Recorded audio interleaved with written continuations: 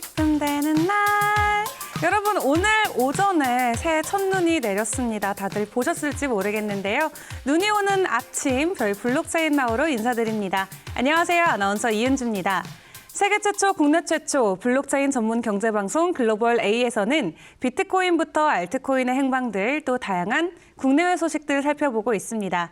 저희는 매일 아침 8시에서 12시까지 4시간 동안 생방송으로 진행하고 있고요. 저희 업계에 계시는 다양한 전문가분들과 저희 시장 공부하는 시간 갖고 있습니다. 올레TV 187번, HNTV 417번, 그리고 유튜브에서 블록체인 나우 검색하시면 실시간으로 시청하실 수 있습니다. 그럼 저희 본격적으로 시작할게요.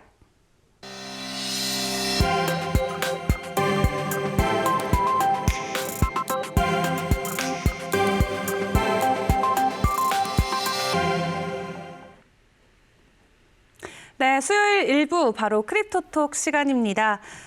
정말 요즘도 넘쳐나는 이 소식들, 또 그 속에서도 가짜 뉴스들 많이 있는데 분별해내기 어려우신 투자자분들, 또 시청자분들을 위해서 저희가 발빠르게 정확한 정보만 모아서 전달드리도록 하겠습니다. 오늘은 조종훈 그리고 이은찬 캐스터와 함께합니다. 어서 오세요. 안녕하세요. 네, 안녕하세요. 네, 제가 앞에서도 이 눈과 관련된 노래를 불렀는데 이어서 또 한 소절 부탁드려요. 눈과 관련된 노래요? 네. 저는 그럼 프랭크 시나트라의 네. 뉴욕 느낌 나는 한 소절 잠깐 불러보겠습니다. 네. Let it snow, let it snow, let it snow. 네. 오늘 벌써 눈이 내려서 정말 올해가 가기까지 한 달밖에 안 남았잖아요. 그쵸. 근데 이 올해가 가기 전에 우리 코인들이 굉장히 좋은 호재들을 가지고 있기 때문에 어떻게 될지 굉장히 궁금하거든요. 개인적으로 어디까지 올라가기를 바라실까요? 뭐 많은 차트리스트들이 다 분석하는 대로 비트코인, 이더리움 다 그리고 그 외에 알트코인들까지 다 상승했으면 좋겠지만 특히 저는 그 기축인 비트코인이 1억 달러를 넘으면 어떨까? 1억 달러는 너무 그렇고 1억 원, 하나로 1억 원 정도를 넘으면 어떨까 그렇죠. 싶습니다. 10만 달러죠. 10만 달러, 네네. 1억 원을 넘는 거를 좀 기대해보면 좋을 그쵸. 것 같다. 정말 그렇게 됐으면 좋겠네요. 우리 은찬 캐스터도 인사해보도록 하겠습니다. 은찬 캐스터, 앞에 조은 캐스터도 해줬기 때문에 네. 한 소절 제가 부탁드려야 될 것 같아요. 전 이제 딱 오늘 첫눈을 보니까 네. 겨울이 왔구나라는 느낌을 막 받았거든요. 네. 그러니까 또 이제 겨울 왕국을 저희가 참을 수가 없잖아요. 없죠. 네. 네. 그래서 이제 저는 올라프의 올라프 맞나요? 올라프 네. 맞습니다. 그래서 Do you wanna build a snowman? 하고 오케이 바이. 이 노래가 딱 생각이 나네요. 좋습니다. 아침부터 우리 캐스터들의 이 힘찬 캐롤과 함께 저희 힘차게 출발해 보도록 하겠습니다. 현재 우리 시장 어떤 가격세, 어떤 시장 흐름 띄고 있는지 시황 먼저 살펴보도록 하겠습니다. 코인 마켓캡을 통해서 저희 알아볼 거고요. 현재 비트코인 도미넌스 43.6%, 그리고 이더리움이 19.3%입니다. 어제와 비슷한 흐름 보여주고 있죠. 비트코인 전일 대비 1.36% 올랐고요. 전주 대비는 7% 가까이 올라줬습니다. 신고가를 경신한 이더리움에 이어서 비트코인 또한 높은 가격대 보여주고 있는데요. 현재 67,293달러에 거래되고 있습니다. 이 코인데스크에 따르면 비트코인의 4시간 차트 상대 강도 지수가 10월 20일 이후에 가장 과매수 상태로 나타났다고 합니다. 하지만 지난 몇 주간 바이오들이 계속해서 이 적극적인 움직임을 보여주고 있기 때문에 가격 후퇴를 한다고 해도 그 폭이 크지는 않을 것으로 예상하고 있는데요. 비트코인의 지지세 현재 63,000달러에서 65,000달러 부근에 자리 잡고 있다고 합니다. 이 가격으로 후퇴하게 되면은 현재 63,000달러가 최저 지지선으로 지지를 받고 다시 위로 올라갈 수 있는 가능성이 있다고 차트리스트들은 분석하고 있습니다. 이더리움 전일 대비 0.31% 소폭 하락 전환됐고요. 하지만 전주 대비 여전히 4.45% 오르면서 현재 가격 4,700불에 거래되고 있네요. 네, 그럼 이어서 저희 전반적인 시장 주요 이슈들도 살펴봐야겠죠. 현재 가격적으로 이렇게 좋은 모습 보여주고 있는 우리 코인들, 이 기관의 매수세, 또 정부 각국의 입장들은 어떤지도 살펴보도록 하겠습니다. 우선 디지털 자산 펀드에 지난 몇 달 동안 자금이 유입됐던 게 거의 최고치에 달했다고 합니다. 어떤 내용인가요? 네, 말씀해 주신 것처럼 비트코인 과매수가 진행되고 있는데요. 네. 이런 흐름에 맞춰서 디지털 자산 펀드에 12주 연속 계속해서 자금이 유입되고 있습니다. 특히 지난주에는 한 주 동안 1억 7,400만 달러가 유입이 되면서 올해 들어 지금까지 암호화폐 자산 펀드 총 89억 달러가 모였는데요. 이는 지난해 연간 유입액 67억 달러를 이미 훨씬 넘은 수치입니다. 그중 비트코인에 들어간 돈만 사상 최대인 64억 달러로 집계됐습니다. 자산별로는 지난주 비트코인 펀드에 9,120만 달러, 이더리움 펀드에 3,140만 달러, 솔라나 펀드 960만, 폴카닷 850만, 카르다노 500만 달러의 각기 다른 투자자들의 자금이 들어갔고요. 특히 폴카닷 펀드에 들어간 850만 달러는 지금까지 들어간 폴카닷 펀드 자금 중 최고 유입액으로 집계가 됐습니다. 비트코인뿐만 아니라 솔라나 그리고 폴카닷, 이 이더리움을 대체할 수 있는 강자들에게도 이 펀드 자금 유입이 계속해서 쌓이고 있다는 소식 저희가 전해드렸습니다. 이렇게 멈출 줄 모르고 계속해서 고고행진, 말 그대로 위로 쏘아 올리는 이 비트코인, 시가총액 기준으로 현재 6위까지 등극했다고 합니다. 어떤 내용일까요? 네. 이렇게 암호화폐에 대한 투자가 증가하고 있는데 이 시장에서 대장이죠. 비트코인이 6만 6천 달러 부근으로 전진하면서 시가총액 기준으로는 세계에서 6번째로 가치가 있는 자산으로 부상했다고 코인텔레그래프가 보도했습니다. 데이터에 따르면 비트코인 현재 시가총액은 1조 2천억 달러를 넘어서 시가총액 기준으로는 마이크로소프트, 애플, 알파벳, 사우디아람코, 아마존에 이어 6위 자산에 올랐다고 하는데요. 최근 일론 머스크 CEO가 자신의 보유 지분을 10% 매각하겠다는 계획을 밝히면서 테슬라의 주가가 떨어져 비트코인은 시가총액 1조 1,900억 달러인 테슬라를 추월했고 5위 아마존의 시가총액 차이가 6천억 달러 이내로 축소되면서 비트코인의 아마존 추월 여부와 그 시기가 관심을 끌고 있습니다. 와, 아마존 다음에 비트코인 다음에 테슬라, 이 아마존과 테슬라 사이에 껴있는 비트코인. 정말 이런 날이 오기는 오네요. 네. 이 금과의 시가총액도 이 4배 정도 가량으로 격차를 줄인 걸로 알고 있는데 이 연말에 가격 상승이 예견되어져 있기 때문에 우리 시장에 추가적으로 자금 유입이 가능한 점을 시사해 봤을 때 순위가 더 올라갈 수 있는 가능성도 충분히 다분해 보입니다. 좋은 소식은 비트코인에게만 있는 것이 아니죠. 이더리움 지난 2년 동안의 상승률을 계산을 해봤더니 무려 5,000%가 넘는 거대한 상승 수치가 나왔다고 합니다. 종훈 캐스터, 자세한 내용 설명해 주시죠. 네, 말씀해 주신 것처럼 이더리움이 5,365%가 2년 동안 이 짧은 시간 안에 상승하면서 4,700달러를 최근에 넘으면서 최고가를 갱신하기도 했죠. 이와 관련해서 유명 암호화폐 트레이더, 애널리스트인 벤자민 코엔이 이르면 내년 1분기 이더리움 1, 이더리움 2번, 이더리움 1, 이더리움 2의 병합을 앞두고 있고 선물 상장 지수 펀드죠. ETF 출시도 앞두고 있기 때문에 이더리움의 상승세가 내년까지 이어질 거라고 강하게 확신했습니다. 이더리움 비트코인 마켓이죠. 이 지표가 현재는 0.07 정도로 알고 있는데 이 지표가 0.1 비트코인을 돌파할 것으로 예상했고 이는 비트코인이 만약에 6만 1,000달러면은 이더리움은 6,100달러가 되는데 이 가격 비율이 굉장히 중요한 이정표가 되면서 장기적으로 보면 다른 알트코인들을 계속 능가할 것이라고 밝혔습니다. 리얼비전 설립자 겸 최고 경영자 라울 팔은 최근 한 인터뷰에서 2013년과 2017년 불런 그때 황 소장 때와는 전혀 다른 장세가 올 것이라고 예상했는데요. 통상적으로 기관은 분기별로 자산 유입 배분을 결정하기 때문에 내년 상반기인 1월에서 3월 막대한 자금이 코인 쪽으로 유입이 되고 이더리움 2.0 및 이더리움 ETF 출시가 이 이더리움의 랠리를 촉발할 것이라고 예상했습니다. 라울 팔 외에도 많은 인물들이 이더리움의 상승을 예견하고 있는데요. JP모건 소속 사장 전략가이자 애널리스트인 니콜라스 파네기로초글루는 최근 디파이와 NFT 시장의 붐을 보면서 그게 가장 큰 이유라면서 이더리움이 내년에도 상승할 거라고 예상을 했고 확실히 비트코인 투자보단 이더리움 투자가 훨씬 나은 선택이다라고 얘기했습니다. 고드만삭스의 글로벌 마켓 담당자 베르아르튼 지멜카 역시 최근 공개한 리서치 노트에서 이더리움이 인플레이션 지표와 암호화폐 가격의 동조화 현상이 계속해서 지속된다면 향후 2년 2개월 동안 약 8,000달러, 지금의 거의 2배죠. 8,000달러까지 치솟을 수 있다고 예상했습니다. 마지막으로 매튜 하이랜드 온체인 분석가가 있는데요. 2017년 이더리움 가격 추이를 현재 시장 구조와 비교하면서 당시 프랙탈, 그러니까 차트 유사성 패턴이 재현된다면 향후 2, 3개월 동안 적어도 이더리움이 14,000달러까지 무려 한 3배, 2.5배 정도 되는 가격까지 상승할 거라고 내다보고 있습니다. 이 이더리움의 가치 역시나 디파이와 NFT를 가장 먼저 꼽아볼 수 있을 것 같고요. 이 JP모건 골드만삭스를 비롯한 업계 다양한 전문가들도 앞으로도 알트 중에서는 이더리움이 제일이 될 것이다라는 의견이 지배적인 것 같습니다.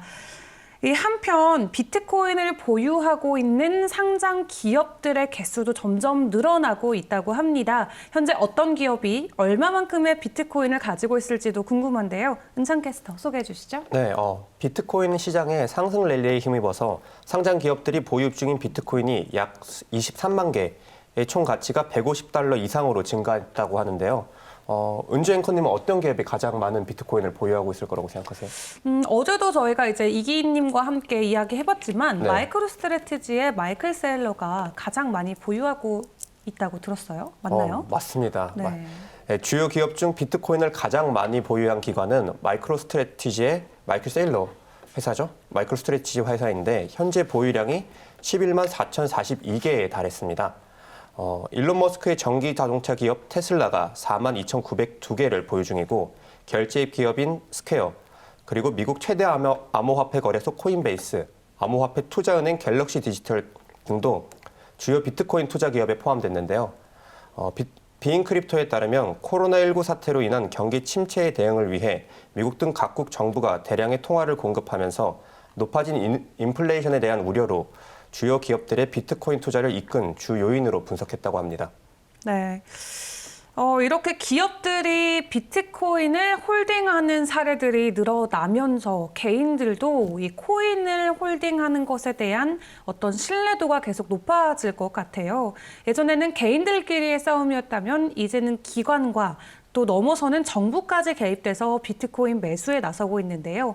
이렇게 비트코인의 몸값이 올라가서일까요? 이 비트코인과 관련된 다른 종목들도 덩달아 인기가 높아지고 있다고 합니다. 가장 가까운 예로는 저희가 채굴업 쪽을 생각해 볼 수 있을 것 같은데 실제로 주가에도 좀 영향이 있다면서요. 네, 이런 암호화폐 그 성장 때문에 이제 주가가 영향을 미치기 시작했습니다. 네. 이런 상승장을 보이면서 암호화폐 채굴 관련주도 최근에 많은 수혜를 입었는데요.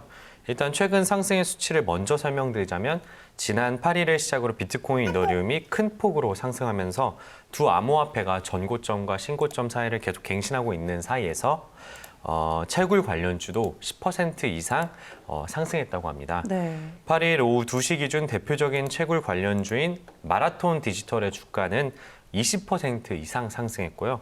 라이벌 기업으로 불리는 라이엇 블록체인은 약 17% 이상 상승했다고 합니다.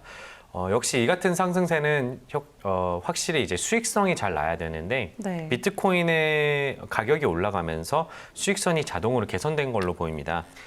예를 들어 참고로 평균 비트코인 채굴 비용에 대한 1비트코인당 약 5,600달러가 소요가 되는데 이를 지금 현재 비트코인 가격과 비교를 했을 때 약 85%의 마진율이 나오는 걸로 알 수 있습니다.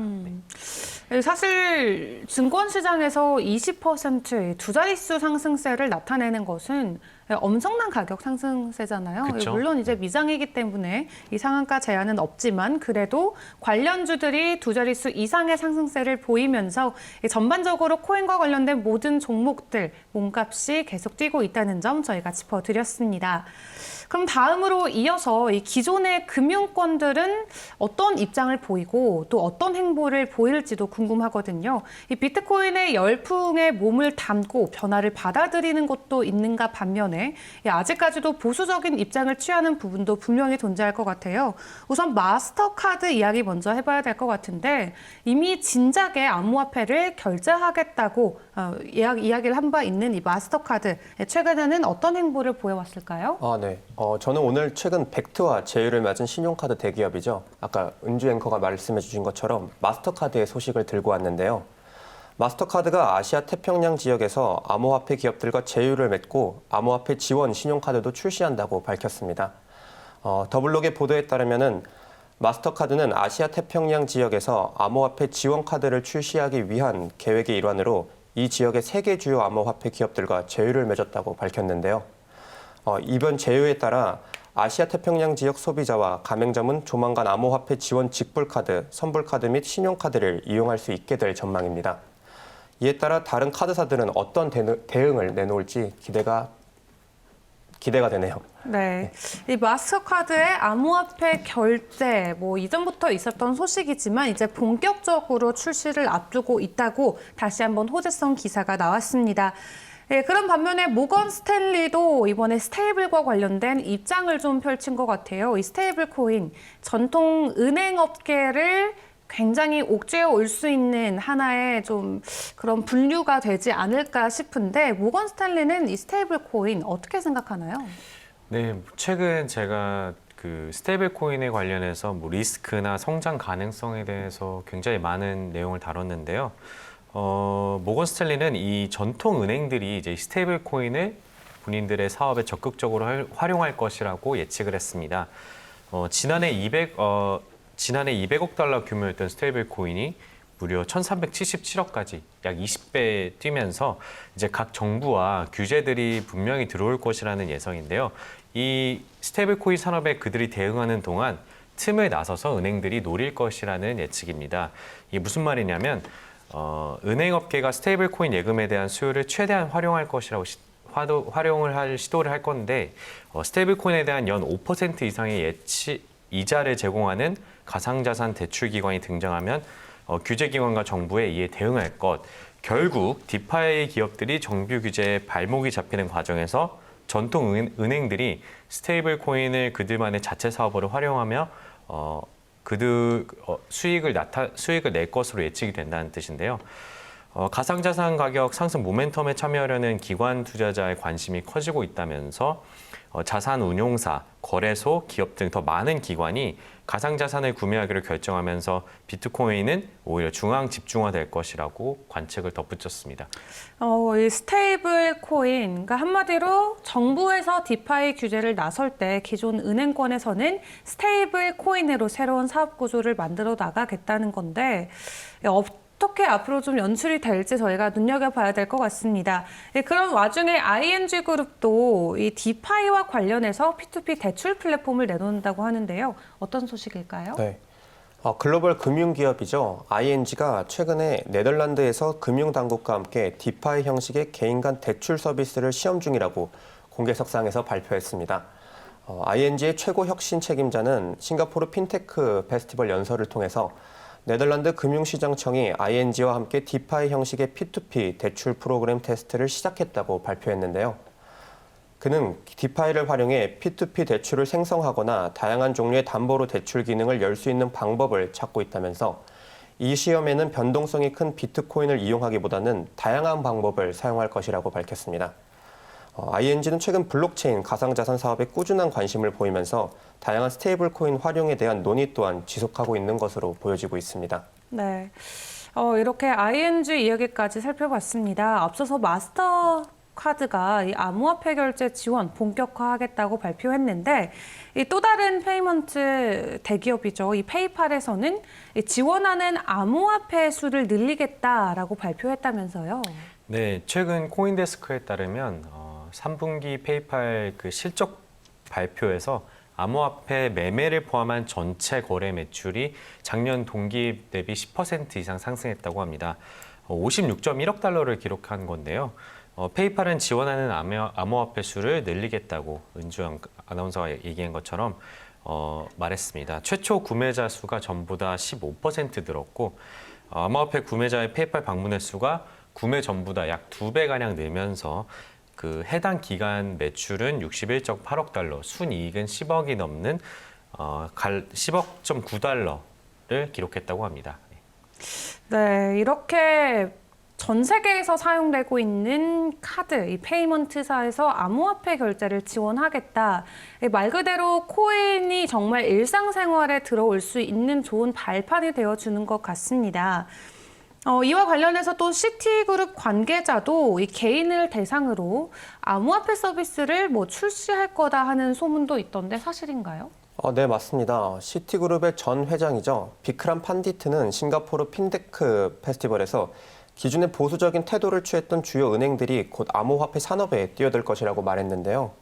블룸버그 통신에 따르면 판디트 전 회장은 인터뷰를 통해 1 to 3 years, every large bank and or security firm is going to actively think about shouldn't I also be trading and selling cryptocurrency asset? 즉, 1에서 3년 사이에 모든 대형 은행과 증권사들이 암호화폐 자산에 나도 거래와 판매를 해야 하지 않을까라고 생각할 것이라고 말한 것인데요. 블룸버그는 최근 보고서에 따르면 월가의 암호화폐 관련 인력 채용 증가 또한 금융계가 암호화폐를 대하는 태도가 바뀌었다고 엿볼 수 있는 것이라고 말했습니다. 네. 이렇게 기존 금융권에서 확실하게 바뀐 태도들 좀 저희가 접해볼 수 있는 것 같습니다. 이 시티그룹도 사실 몇 주 전만 해도 암호화폐 결제 뭐 어림도 없다 이렇게 강경하게 이야기했던 기사를 본 기억이 있는데 뭐 개인을 대상으로는 암호화폐 서비스 출시를 할 수도 있는 가능성이 열렸다는 소식이 전해지면서 점점 굳어있던 기존 금융권에서 우리 암호화폐 시장을 바라보는 시각의 변화를 잘 나타내고 있는 것 같습니다. 또 이어서 이 스위스 증권거래소에서 뭐 암호화폐 거래소를 출범한다는 소식도 전해지더라고요. 네, 스위스 증권거래소 운영사 식스그룹 산하 암호화폐 거래소인 식스 디지털 거래소 SDX가 이달 말 출범할 예정이라고 코인데스크가 전했습니다. 이거는 식스 내부 관계자의 말을 인용한 건데요. SDX is now ready to start operations and they will be likely to do the first live transactions towards the end of this month. 이번 달에 출시가 된다는 뜻인데 이에 대해서 SDX 측은 아직 정확한 입장을 표명하지는 않은 상태입니다. SDX는 그러나 지난 9월 스위스 금융규제기관 핀마로부터 2개의 라이선스를 취득한 바 있는데요. 이를 통해서 이제 SDX는 R3 코다 아키텍처를 기반으로 한 디지털 자산 통합 거래, 청산, 커스터디 서비스를 운영할 수 있게 됐습니다. 네, 이렇게 금융권에 상반된 입장들 또 새로운 발자취들 저희가 하나하나 살펴봤습니다. 다음으로 이어서는 이 시각 세계에서 일어나고 있는 주요 소식들도 한번 살펴봐야 될 것 같은데요. 짐바브웨, 이 국가 이름도 굉장히 낯선 곳입니다. 이곳에서 암호화폐 결제를 도입하겠다라고 검토하고 있는 것으로 알려졌는데요. 짐바브웨에서 도대체 무슨 일이 일어나고 있는 건가요? 네, 저도 오늘 글로벌 처음 뉴스로 짐바브웨 소식을 갖고 왔는데요. 짐바브웨 정부가 암호화폐 결제 서비스를 합법화하는 방안을 검토 중이라고 밝혔습니다. AMB 크립토에 따르면 짐바브웨 정부 측은 짐바브웨 정부는 암호화폐 결제 서비스 도입 관련 민간 업체들과 협의를 진행 중이라고 밝혔는데요. 짐바브웨 정부는 아프리카는 암호화폐를 테스트하고 사용하기 위한 완벽한 시작이며 현재 많은 기업들이 아프리카 내 다양한 국가에 특화된 암호화폐 제품 및 서비스를 제공하고 있다고 설명했습니다. 이와 함께 비트코인 매거진에 따르면 브라질 역시 모든 근로자의 보수를 비트코인으로 지급할 수 있도록 하는 법안 제정을 고려하고 있는 것으로 알려졌습니다. 네, 짐바브웨 찾아보니까 뭐 인구가 1,500만 정도 되는 큰 규모의 국가는 아니지만 이곳에서도 비트코인이 상용화되기 시작한다면은 우리 시장에는 보다 큰 좋은 영향이 될 것으로 풀이가 됩니다. 우선 저희는 광고 보고 이어서 이야기 나눠가 보도록 할게요. 이 많은 코인 중 나는 무엇을 믿고 선택해야 할까? 대한민국 어디서나 결제를 바로 쓰는 즉시 할인이 바로. 난 페이코인을 믿고 쓴다. 코인을 바로 쓰다. 페이코인.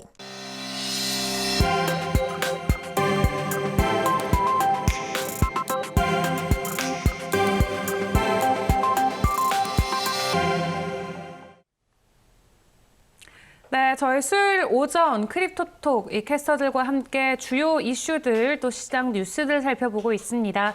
이 시각 우리 세계에서는 어떤 일들이 일어나고 있는지 비트코인을 둘러싼 다양한 새로운 소식들을 전해드리고 있었는데요. 앞서서는 짐바브웨 소식 살펴봤고요. 이번에는 호주와 관련된 소식 살펴보도록 하겠습니다. 전해주시죠. 네, 최근 호주에서 고객이 계좌를 동결하는 디뱅킹 때문에 논란이 많이 됐는데요. 시드니 모닝 헤럴드에 따르면 호주 금융거래 보고 및 분석센터가 은행들이 유저들의 그 서비스 암호화폐 송금 및 서비스를 이용한다는 이유로 디뱅킹하는 행위를 금하라고 경고했습니다. 합법적인 금융서비스 사업체의 은행 서비스 제공을 중단할 시 되려 자금 세탁 및 테러 자금 조달 위험이 오히려 증가하기 때문에 전반적으로 호주 경제에 악영향을 미치고 부정적으로 영향을 미칠 수 있다고 성명에서 주장한 바 있습니다. 네. 이렇게 각국을 둘러싸고 다양한 코인과 관련된 소식들이 전해지고 있습니다. 그렇다면 우리나라에서는 어떤 소식들이 있는지도 살펴봐야 될 것 같은데요. 아무래도 최근 우리나라 관련해서 주요 소식, 이 과세를 빼놓고는 저희가 이야기할 수 없을 것 같습니다. 내년 대선을 앞두고 여당, 야당 할 것 없이 다양한 입장을 내놓고 있는데 우선 이재명 대선 후보의 과세 1년 유예 이 입장부터 살펴봐야 될 것 같아요. 네, 이제 이 과세 문제가 가장 뜨겁게 논란이 되고 있는 문제인데요. 이것을 유예를 하느냐 마느냐에 관해서 여러 말들이 나오고 있습니다. 근데 이 문제에 대해 이재명 더불어민주당 대선 후보가 암호화폐 과세 1년 유예를 추진한다는 뜻을 밝혔는데요. 가상자산 투자에 적극적인 2030 세대의 지지율을 얻기 위함이라고 분석되고 있습니다. 매일경제에 따르면 민주당 관계자는 유예 기간은 2023년 금융투자소득세 도입에 맞춘 1년 정도라고 말했습니다. 해당 관계자에 따르면 송영길 당대표 역시 이에 동의한 것으로 전해졌는데요. 가상자산 과세 유예에 대한 이 후보의 이 같은 입장은 이번이 처음이 아닌데 앞서 이 후보는 지난 5월 한국경제신문과의 인터뷰에서 가상자산 과세는 주식 양도 차익에 과세하기 시작하는 2023년과 시기를 맞출 필요가 있다면서 내년 초로 예정된 과세 시점을 1년 연기해야 한다고 말한 바 있습니다. 네, 1년을 유예하자라는 입장을 계속 내비치고 있는데 이 기재부에서는 여전히 강경하게 이 정해진 시간에 그대로 진행을 하자라는 입장을 펼치고 있죠. 네, 최근 홍남기 경제부총리죠. 지금 국회에서 열린 기획재정 전체회의에서 가상자산에 대한 과세를 예정대로 해야 한다면서 징수 시스템이 아직 잘 갖춰지지 않았다라는 논란에는 징수가 가능하다, 자신 있다라는 입장을 표현했는데요. 여야가 합의해서 법을 개정하고 과세를 유예하겠다면 어쩔 수 없겠다만 정부는 과세할 준비가 되어 있는데 갑자기 이제 와서 과세 동의하라고 1년 유예에 동의하라고 강요하는 것은 좀 아닌 것 같다라는 입장을 표현했습니다. 홍남기 부총리는 암호화폐 과세는 전 세계 추세라는 점을 또 강조를 했는데요. G20 국가 중 13개국 이상이 과세를 진행하고 있고 그중 우리나라를 포함해 4개국이 준비를 하고 있는 단계며 3개국은 아예 과세를 하지 않고 있다고 설명을 했습니다. 지난 4월에도 홍 부총리는 암호화폐 가격의 등폭락이 심하기 때문에 리스크가 큰 자산이고 과세는 그래서 그대로 진행을 하겠다라고 밝힌 바 있는데요. 조세 형평상 과세를 부과할 수 없다는, 그러니까 돈이 벌리는 곳에는 과세가 꼭 돼야 된다라는 입장이었습니다. 이에 덧붙여 금융위원회도 지난 10월 20일까지는 2020년부터 시행되는 암호화폐 과세가 차질 없이 이루어질 수 있도록 준비하고 있다면서 과세 시행, 준비 의혹을 일축한 메시지를 전했습니다. 네, G20 국가들을 기준으로 이미 13개국 이상이 이 암호화폐 과세를 진행 중이기 때문에 우리나라도 필수적으로 빠른 시일 내에 진행해야 된다는 기재부의 입장까지 살펴봤습니다.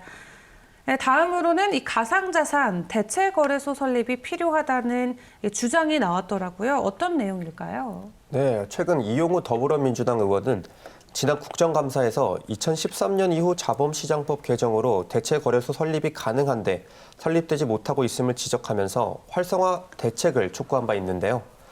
대체거래소는 브로커나 딜러 등의 연합체가 전자거래 시스템을 기반으로 설립한 매매체결 시스템을 말하는 것입니다. 대체거래소 설립 시 증권사와 가상자산 거래소들이 주주로 참여하고 투명하고 공정한 지배구조를 만들어 공공성을 확보하고 신고 수리를 받지 못한 거래소들은 가상자산의 위탁매매 브로커로 영업을 계속할 수 있는 것인데요. 또한 이것이 설립된다면 투자자 보호체계와 보안, 과세 등 시스템 구축에 풍부한 경험을 가지고 있는 증권사들이 참여로 가상자산 관련 제도가 투자자 보호나 시스템 안정성 면에서 획기적으로 발전할 수 있는 계기가 될 것으로 보이고 있습니다. 네. 이렇게 우리나라에서는 여전히 과세, 또 이 가상자산을 놓고 좀 정립되지 않은 부분들이 있기 때문에 아직까지는 조금 혼란의 시간을 겪고 있는 것 같습니다.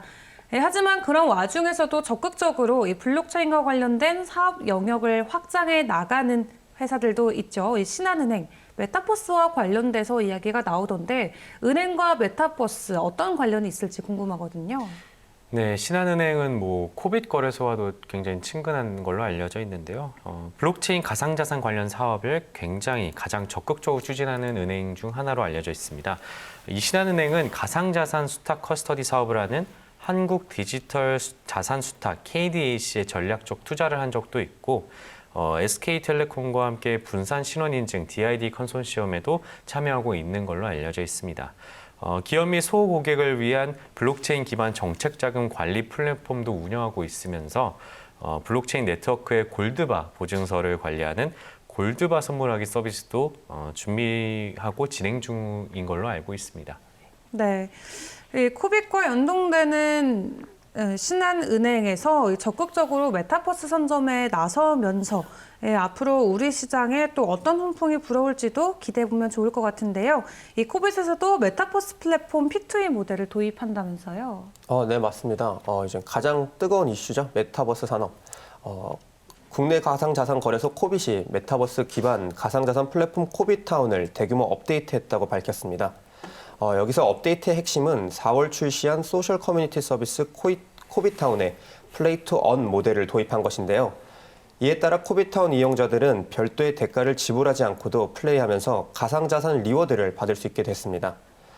코빗은 향후 이용자가 코빗 NFT 마켓에서 구매한 작품을 코빗타운에서 전시하도록 하고 유튜브 스트리머를 참여시키는 등 메타버스 생태계를 활성화할 예정이라고 밝혔는데요.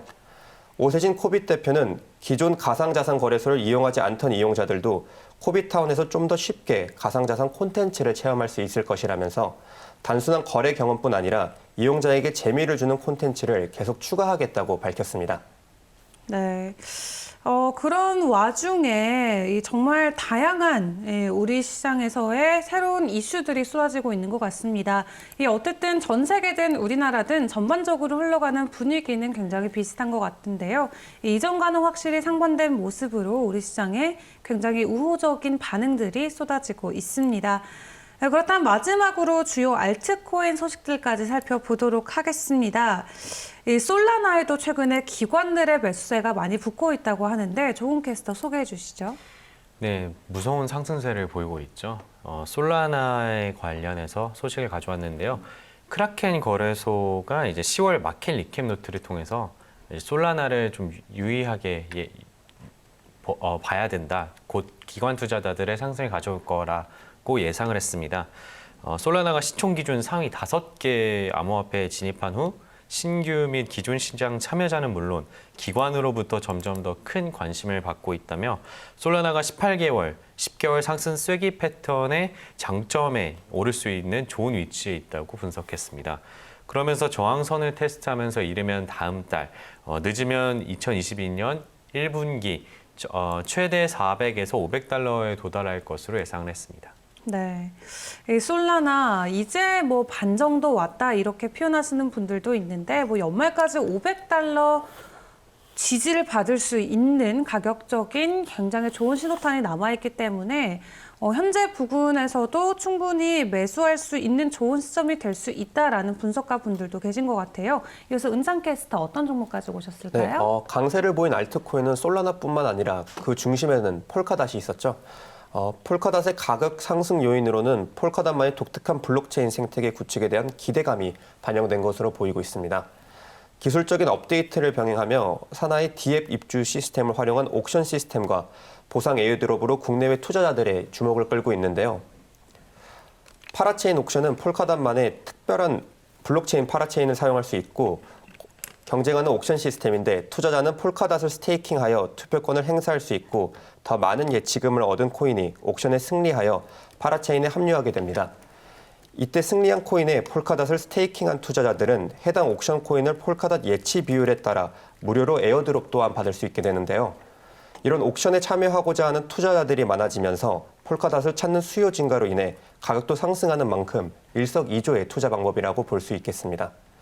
아직까지는 파라체인 옥션 프로젝트가 큰 문제 없이 기술 개발과 확장의 속도를 내고 있지만 이러한 투자 흥행을 미끼로 스캠 사기 또한 벌어질 가능성도 배제할 수 없기 때문에 투자자들은 더욱더 각별한 주의가 요구될 것으로 보입니다. 네, 저희 이렇게 오늘 코인 시세부터 기존 금융권들의 입장 행보, 또 각국에서 비트코인을 대하고 있는 다양한 스탠스들, 또 우리나라 상황, 또 아울러서 알트코인의 주요 소식들까지 모두 전달드렸습니다. 오늘도 수고해주신 조종훈, 이은상 캐스터 감사합니다.